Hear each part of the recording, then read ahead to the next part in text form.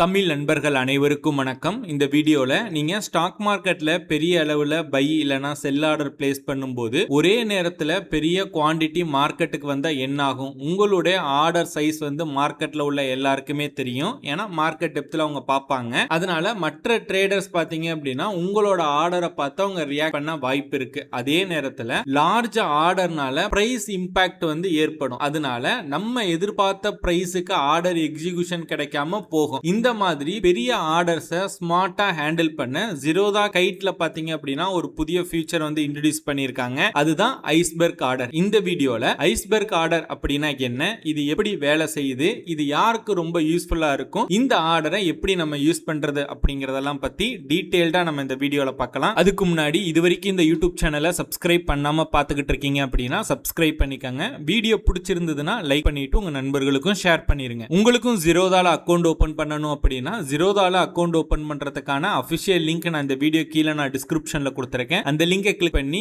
வீட்ல இருந்தே online mobile use பண்ணி ஜீரோதால உங்களால ஃப்ரீயா அக்கௌண்ட் கிரியேட் பண்ணிக்க முடியும். அக்கௌண்ட் ஓபன் பண்ற ரிலேட்டடா ஏதாவது சந்தேகங்கள் இருந்தது அப்படின்னா ஸ்கிரீன்ல தெரியுற என்னோட வாட்ஸ்அப் நம்பருக்கு வாட்ஸ்அப் பண்ணுங்க, நான் உங்களுக்கு ஹெல்ப் பண்றேன். ஓகே, ஃபர்ஸ்ட் இந்த ஐஸ்பெர்க் அப்படிங்கிற வேர்டோட மீனிங்கை நம்ம பார்க்கலாம். ஐஸ்பெர்க் அப்படின்னா பனிப்பாறை. கடல்ல இருக்கிற ஐஸ்பெர்க் மேல ஒரு சின்ன பகுதி மட்டும்தான் நம்ம கண்ணுக்கு தெரியும். ஆனா அதுக்கு கீழே பாத்தீங்கன்னா மிகப்பெரிய பகுதி மறைஞ்சிருக்கும். ஓகேங்களா? அதே கான்செப்ட் தான் இந்த ஐஸ்பெர்க் ஆர்டர்லயும். நீங்க ஒரு பெரிய குவாண்டிட்டி ஆர்டர் பிளேஸ் பண்ணாலும் முழு குவாண்டிட்டியும் எக்ஸ்சேஞ்சுக்கு தெரியாது. அதுக்கு பதிலா உங்களோட பெரிய ஆர்டரை பல சின்ன சின்ன ஆர்டரா பிரிச்சு ஒரு சின்ன பகுதியை மட்டும்தான் மார்க்கெட்டுக்கு அது காட்டும். கொஞ்சம் கன்ஃபியூஸ் ஆகுற மாதிரி இருக்குல்ல? ஒரு எக்ஸாம்பிளோட பார்க்கலாம். இப்ப நீங்க ஒரு ஸ்டாக்ல 10,000 குவாண்டிட்டி நீங்க பை பண்ணணும்னு நினைக்கிறீங்க. நீங்க ஒரு சாதாரண மார்க்கெட் ஆர்டர், அதாவது பை ஆர்டர் 10,000 குவாண்டிட்டி போட்டீங்கன்னா என்ன ஆகும், நீங்க அந்த 10,000 குவாண்டிட்டி ஆர்டர் பிளேஸ் பண்ண உடனே அந்த மார்க்கெட் டெப்த்ல இருக்க அந்த மார்க்கெட் பார்ட்டிசிபேஷன்ஸ்க்கு எல்லாமே உங்களோட ஆர்டர் தெரியும். இதனால பிரைஸ் இன்க்ரீஸ் ஆகலாம், இல்ல எக்ஸிகியூஷன் காஸ்ட் அதிகமாகலாம், இம்பாக்ட் காஸ்ட் ஏற்பட வாய்ப்பு இருக்கு. இதுவே நீங்க ஐஸ்பெர்க் ஆர்டர் யூஸ் பண்ணீங்க அப்படின்னா இந்த 10,000 குவாண்டிட்டியை இப்ப உதாரணத்துக்கு 5 லெக்கா நம்ம டிவைடேட் பண்ணிக்கலாம். அதாவது முதல் ஆர்டர்ல 2,000 ஷேர்ஸ் உள்ள போகும். அது எக்ஸிக்யூட் ஆனதுக்கு அப்புறம் அடுத்த 2,000 ஷேர்ஸ் ஆட்டோமேட்டிக்கலி எக்ஸ்சேஞ்சுக்கு போகும். இப்படியே தொடர்ந்து மொத்தம் 10,000 ஷேர்ஸும் எக்ஸ்சேஞ்சுக்கு போய் ஆர்டர் கம்ப்ளீட் ஆகும். சுருக்கமா சொல்லணும் அப்படின்னா 10,000 குவாண்டிட்டியும் ஒரே ஆர்டர்ல பிளேஸ் ஆகாம அதுவே ஆட்டோமேட்டிக்கா 5 ஆர்டரா பிரிச்சு பிரிச்சு பிரிச்சு உள்ள அனுப்பும். அதுவும் ஒரு ஆர்டர் பிளேஸ் பண்ணதுக்கு அப்புறம் தான் அடுத்த ஆர்டர் உள்ள போகும். இந்த மாதிரி பண்றதுனால நமக்கு இம்பாக்ட் காஸ்ட் ரொம்ப கம்மியாகும். லார்ஜ் ஆர்டர்ல மிகப்பெரிய பிரச்சனையே பாத்தீங்கன்னா இந்த இம்பாக்ட் காஸ்ட் தான். இம்பாக்ட் காஸ்ட் அப்படின்னா இப்ப நீங்க ஒரு ஆர்டரை பிளேஸ் செய்த பிரைஸுக்கும் உங்களுக்கு எக்ஸிகியூஷன் கிடைத்த பிரைஸுக்கும் இடையான டிஃபரன்ஸ் தான் பாத்தீங்க அப்படின்னா இந்த இம்பாக்ட் காஸ்ட் அப்படிங்கிறது. இப்போ உதாரணத்துக்கு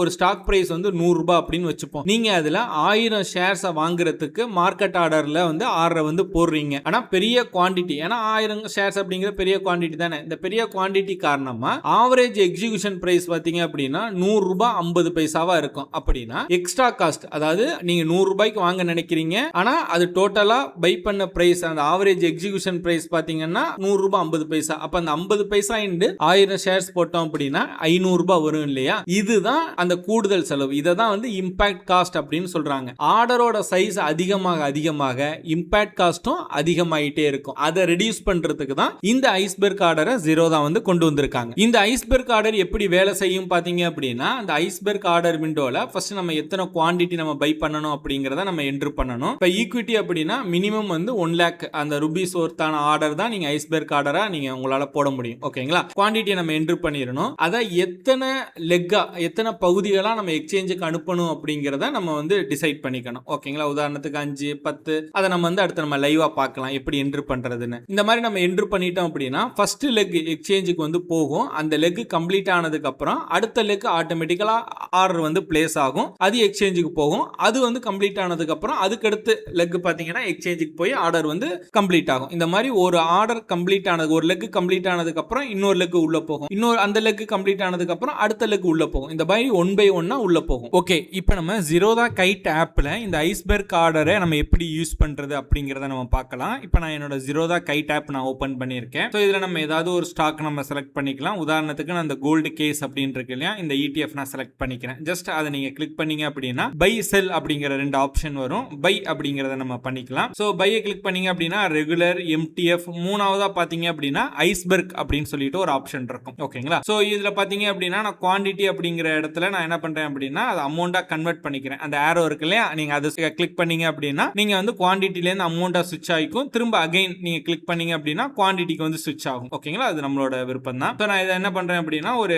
1,10,000க்கு நான் வந்து ஷேர்ஸ் வந்து பை பண்றேன். ஓகேங்களா? சோ இப்போ லிமிட் பிரைஸ் வந்து பாத்தீங்க அப்படின்னா நான் இப்போ வந்து ₹23.84 ட்ரேட் ஆயிட்டு இருக்கு. நான் ₹20 வந்து நான் இது பண்றேன். ஓகேங்களா? சோ இன்ட்ராடே, லாங் டர்ம் அப்படிங்கறத நீங்க செலக்ட் பண்ணிக்கங்க. இது வந்து எத்தனை லெக்கா நம்ம உள்ள போகணும். நம்ம இதுக்கு முன்னாடி பார்த்தோம் ஒரு லெக் எக்ஸிக்யூட் ஆனதுக்கு அப்புறம் தான் அடுத்த லெக் உள்ள போகும்னு சொல்லிட்டு. இங்க பாருங்க நம்பர் ஆஃப் லெக்ஸ் அப்படின்னு இருக்கா. இப்போ ஒரு லெக் அப்படின்னா 2304 குவாண்டிட்டி வந்து ஒரு லெக்குக்கு உள்ள போகும். சோ இப்போ நம்ம என்ன பண்ணலாம் அப்படின்னா அதை 4 லெக்கா பண்ணலாம். 4 லெக் பண்ண அப்படின்னா ஒவ்வொரு லெக்கும் பாத்தீங்கன்னா 1375 குவாண்டிட்டிக்கு உள்ள போகும். இப்போ இதுவே 8 லெக் நம்ம போட்டோம் அப்படின்னா ஒவ்வொரு ஆர்டருக்கும் பாத்தீங்கன்னா 688 குவாண்டிட்டி வந்து உள்ள போகும். அதாவது ஃபர்ஸ்ட் வந்து இந்த 688 குவாண்டிட்டி வந்து எக்ஸ்சேஞ்சுக்கு உள்ள போகும். அந்த ஆர்டர் பிளேஸ் ஆனதுக்கு அப்புறம் திரும்ப அடுத்து ஒரு 688 குவாண்டிட்டி வந்து உள்ள போகும். சோ இதுதான் இந்த லெக். நம்ம இதுக்கு முன்னாடி அந்த பார்த்த லெக். சோ நம்ம இதுக்கு வந்து ஸ்டாப் லாஸ் போட்டுக்கலாம், மார்க்கெட் ப்ரொடக்ஷன் வந்து நம்ம போட்டுக்கலாம். சோ இதுல கீழ அட்வான்ஸ்ட்ல கிளிக் பண்ணீங்க அப்படின்னா வேலிடிட்டில டே,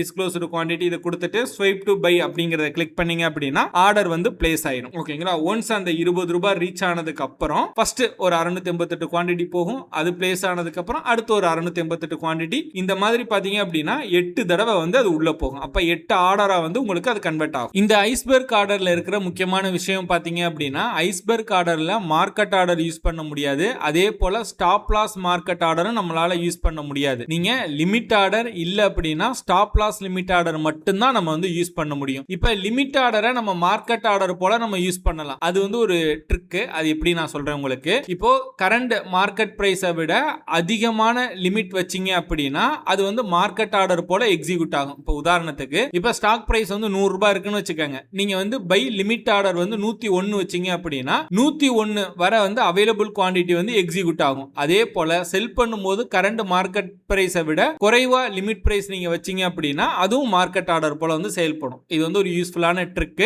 பட் ஆனா நீங்க மார்க்கெட் ஆர்டர் வந்து போட முடியாது. அதாவது இப்ப நம்ம நார்மலா ஒரு ஸ்டாக் வாங்குறதுக்கு மார்க்கெட்டா லிமிட்டா சேஞ்ச் பண்ணுவோம் இல்லையா, அந்த மாதிரி வந்து மார்க்கெட் ஆர்டர்ல ஐஸ்பெர்க் ஆர்டர் போட முடியாது. லிமிட் ஆர்டரை வேணா நம்ம மாதிரி இந்த மாதிரி ட்ரிக் யூஸ் பண்ணி நம்ம மார்க்கெட் ஆர்டர் போல நம்ம யூஸ் பண்ணிக்கலாம். இந்த ஐஸ்பெர்க் ஆர்டர் யாருக்கெல்லாம் ரொம்ப யூஸ்ஃபுல்லா இருக்கும்னு பாத்தீங்க அப்படின்னா லார்ஜ் இன்வெஸ்டர்ஸ், பெரிய வந்து ஒரு 5000 குவாண்டிட்டி 10,000 குவாண்டிட்டி அந்த மாதிரி வாங்கி விற்கிறாங்க இல்லையா, அவங்களுக்கு இந்த ஐஸ்பெர்க் ஆர்டர் வந்து ரொம்ப யூஸ்ஃபுல்லா இருக்கும். இன்ஸ்டிடியூஷனல் ட்ரேடர்ஸ்க்கு ரொம்ப யூஸ்ஃபுல்லா இருக்கும். F&O ட்ரேடர்ஸ் அதிக லாட்ஸ்ல ட்ரேட் பண்றாங்க இல்லையா, அவங்களுக்கு இந்த ஐஸ்பெர்க் ஆர்டர் ரொம்ப யூஸ்ஃபுல்லா இருக்கும். ஹை வால்யூம் ட்ரேடர்ஸ்க்கு வந்து எக்ஸிகியூஷன் காஸ்ட்டை கம்மி பண்றதுக்கு இந்த ஐஸ்பெர்க் ஆர்டரை அவங்க யூஸ் பண்ணிக்கலாம். இந்த ஐஸ்பெர்க் ஆர்டர் போடும்போது ஒரு சில விஷயங்களை நம்ம வந்து கவனிச்சுக்கணும். என்ன அப்படின்னா இப்ப நீங்க ஒரு ஐஸ்பெர்க் ஆர்டர் போடுறீங்க, அது ஒவ்வொரு லெக்கா தனித்தனி ஆர்டரா தான் கவுண்ட் ஆகும். இப்ப 5 லெக் எக்ஸிக்யூட் ஆகுது அப்படின்னா 5 இண்டிவிஜுவல் ஆர்டரா தான் உள்ள போகுதுன்னு அர்த்தம். அப்போ ஒவ்வொரு ஆர்டருக்கும் பாத்தீங்கன்னா தனித்தனியா வந்து சார்ஜ் வந்து அப்ளிகபிள் ஆகும். ஓகேங்களா? அதை நீங்க ஞாபகம் வச்சுக்கோங்க. அதே போல இப்ப நீங்க வந்து 5 லெக் உள்ள போறீங்க,